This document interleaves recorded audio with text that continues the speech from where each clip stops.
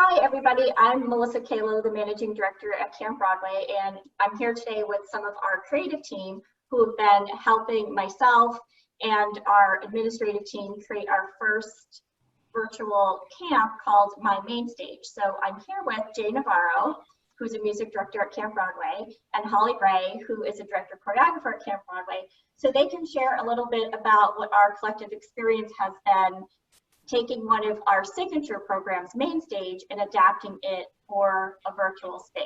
So first, I'd like to invite Jay and Holly to share a little bit about themselves as Broadway professionals and also working as educators, be that in the formal academic space or in community programming. So we'll start with Jay.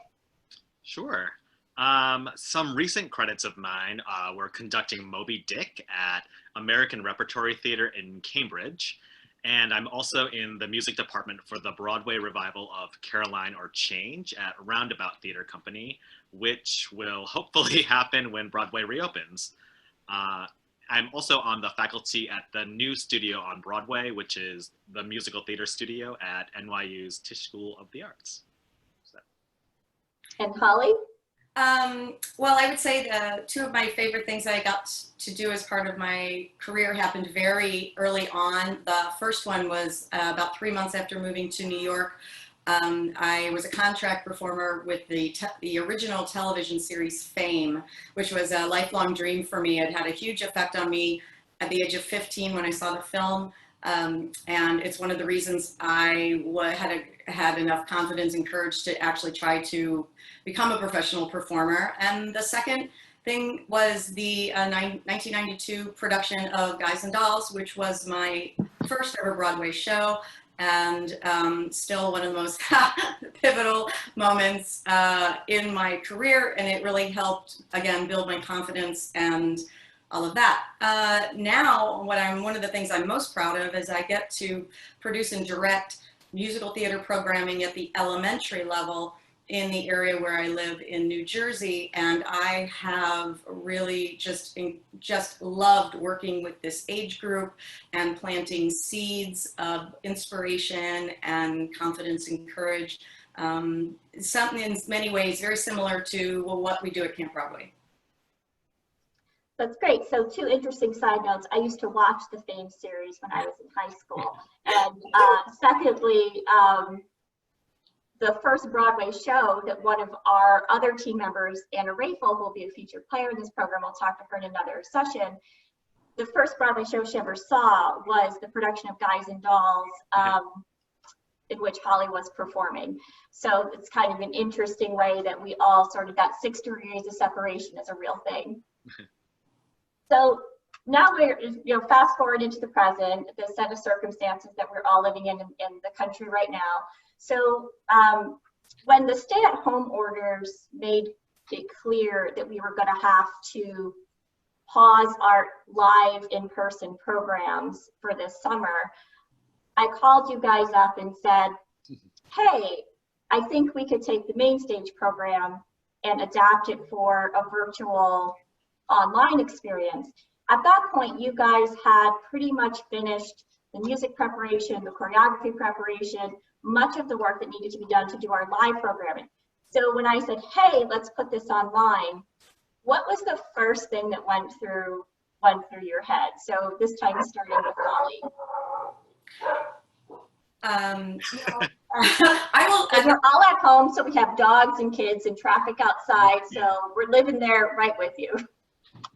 I will say the first thing I thought of is, how clever.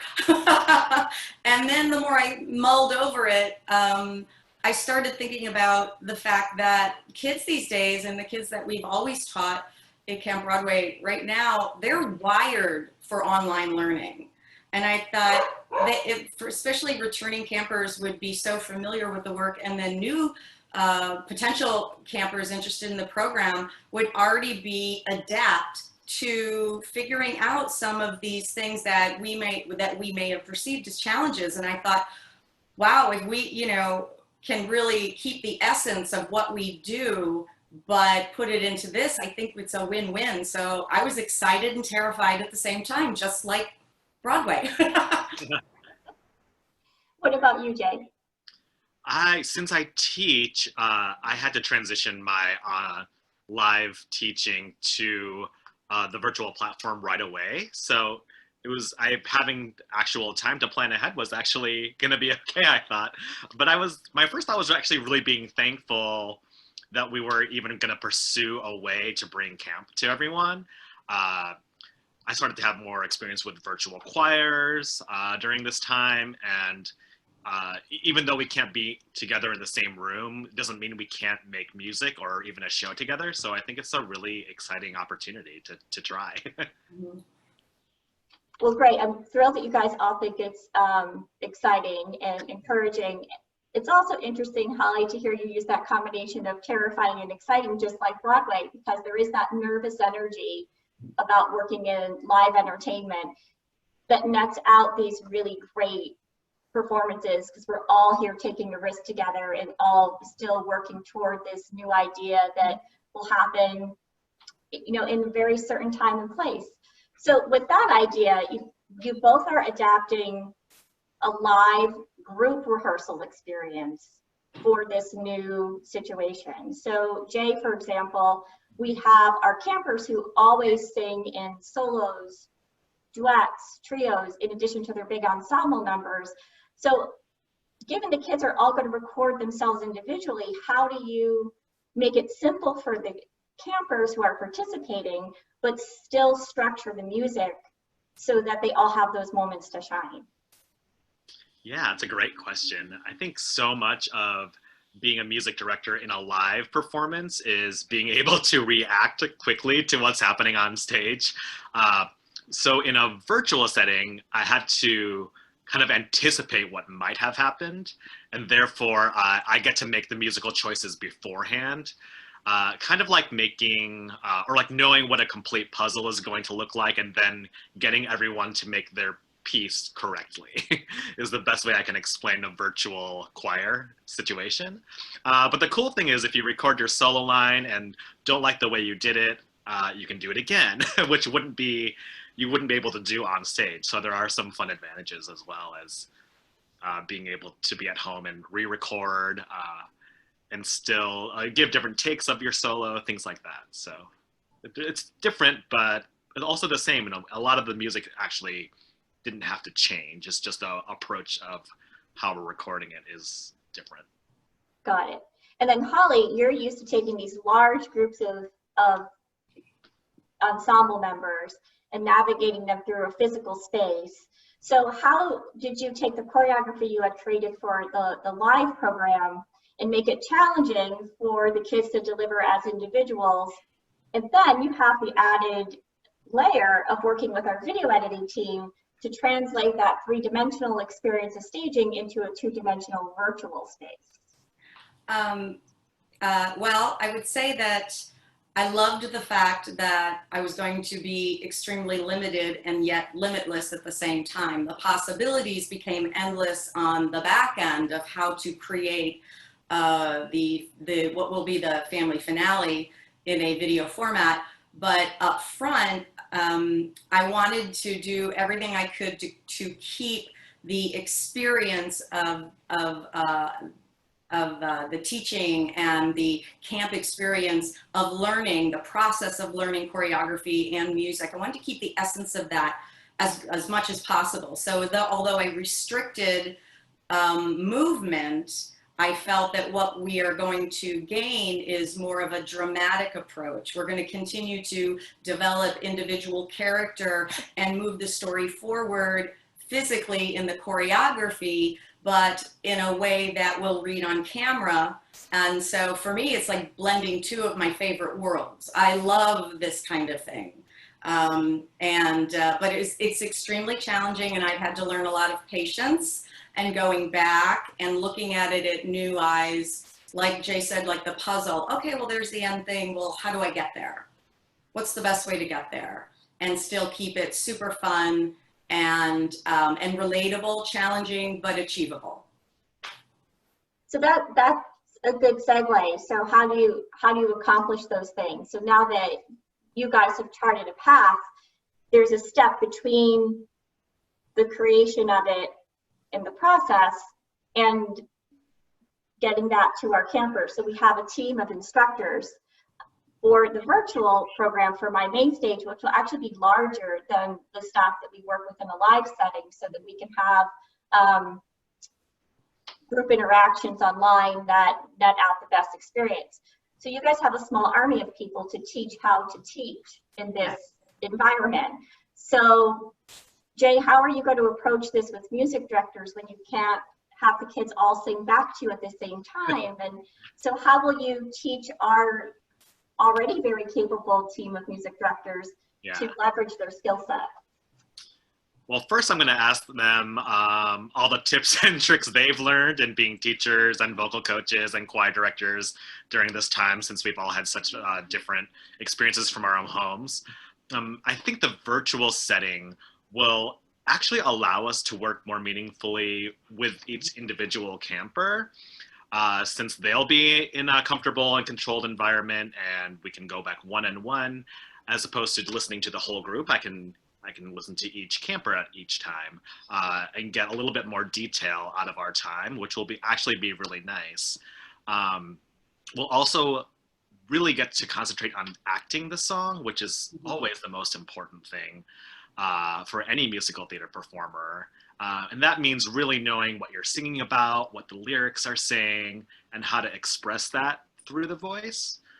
As Holly mentioned, being able to do that in a square is a different thing than doing it in a house of 1,000 seats. So concentrating on that aspect and really telling the story through the words and music is going to be our approach to doing this. Got it. And so Holly, what about you? You've got a team of instructors that are comprised of our featured player staff. So how are you coaching them to deliver this experience? Very similar to what Jay is saying. It is a more concentrated approach on the dramatic content. What do we really mean with some of the lines we're saying in the scene work? And what does the movement mean? The lyrics in the song, what does that really mean? What are we trying to say in the story? It's such an incredible opportunity to work with them more intently on that. I am so excited because we don't always have that ability. And so by, again, like the limitedness of some of the other things are allowing us to be limitless with some of these other things that are so important to the final product, which is to really feel so connected to your character vocally and movement-wise, so that everything has a purpose. And so when I'm teaching the featured players, I've really drilled that it is the most important thing as part of the process, and your job is working that into it. And secondary is going to be this wonderful movement that it should come naturally from the content of the work. Great. And the last question I'll ask you both before we sign off is, so we've arrived at this crazy idea. We've decided that it's going to be workable, and better than that, it's going to be exciting. Why do you think making these kinds of adaptations is important for the company and the artists who work here? Not just specifically because of the health challenge that we're facing in the country, but just the ability to adapt, to react to situations that are around you as we evolve art forms. I would say that it's not surprising to me that you had the courage to say, I think we can do this. Just knowing, being with the company this long, I'm just thrilled. But I think it's an expression of Camp Broadway to know that art and artists in general are not static and stagnant. It is an ever-evolving process. We never get there. We're always striving to build, and it's a perfect expression of who Camp Broadway is, not just to step into a challenge so that we don't take away an opportunity for a theater-loving kid to continue to be a part of something that is important to them, that inspires them and challenges them, builds a new renewed confidence on a level at which is palpable to them. So I'm just incredibly grateful that you had the courage, and I think that the kids will find it an incredible process for them beyond the summer. Great. What about you, Jay? Yeah, I agree. I think the form is always changing. We're always, as artists, trying to figure out what's next and how to expand the form and challenge the form. And I think this is just what we have to do right now. We don't have another choice, so we're going to make it happen. And I think that's the spirit of Camp Broadway. And even in a specific way, I think even before the quarantine, our industry has largely been transitioning to a lot of like self-tapes for auditions, and putting your work on camera is really a new skill set. And plus these videos can help share your art with people all over the world on social media apps, things like that. And so it's really exciting to see what people are doing from their homes. And now we can, meet new friends and even make a show with people in different time zones, which we couldn't do before. And that's kind of another cool, amazing thing, that we're not restricted by having to be in a certain place and time anymore. And that's really cool. Well, I'm glad that you feel that way. Camp Broadway certainly feels that way. And I can't wait to get the campers in the virtual space with you guys and to see what art is made as a result of that. Thank you both. You're welcome. Thank you.